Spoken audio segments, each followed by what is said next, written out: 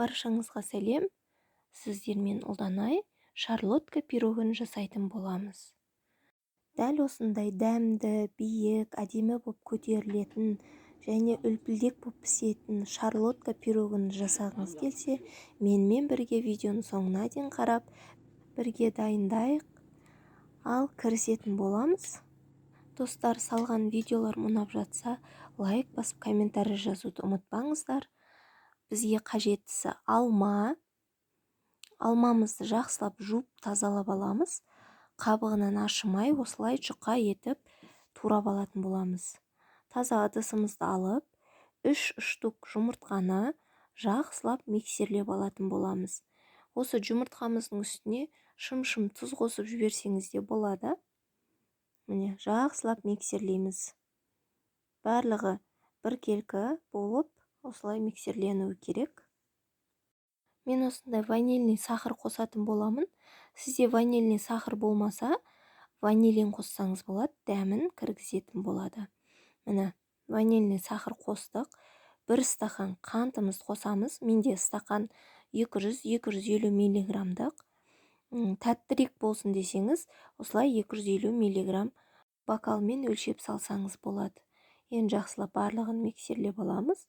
Осындай шамалы түсі ақшыл болып, шамал көпіршітін болады. Енді мен осы ұнымыздың үстіне ас содасын қосатын боламын. Мен қопсытқыш көбінде қоспаймын, пайдаланбаймын. Себебі онша ұнамайды. Осылай ас содасын қоссам, менде күшті керемет болып көтерілетін болады. Елегішімізден өткізіп, ұнымызды араластыратын боламыз. Бұл жерде миксерді қолданбаймыз. Себебі пирогымыз әдемі болып көтерілу үшін осындай силикон лопатамызды қолданатын боламыз. Төменнен жоғары қарай ақырын сілкіп отырып, осылай аударып араластырамыз. Ұнымыз түйін болып қалмау керек. Жақсылап асықпай осылай араластырып аламыз. Шамамен 2 минуттай кетті. Міне, дайын болды тестамыз. Енді осы темір қалбыр ыдысымызға, формамызға астына пергамент қағазын төседім. Енді алмамызды рет-ретіменен салып шығатын боламыз осы ыдысымызға.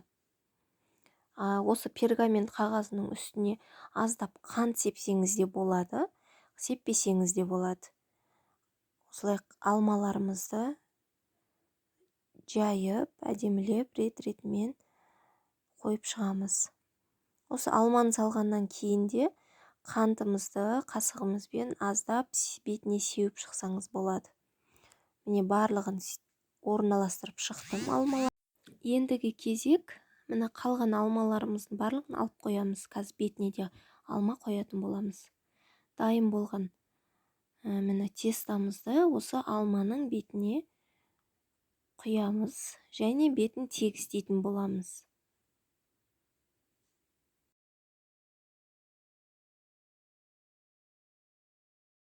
Міне мен тегістеп алдым бетін. Бүкіл алмамызды жаптық тестамызбен.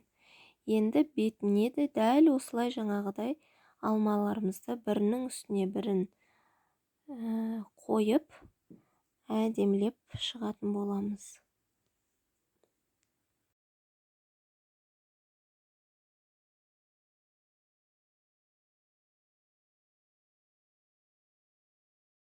Қызып тұрған пешімізде 180 градуста 40-45 минут пісіріп алатын боламыз.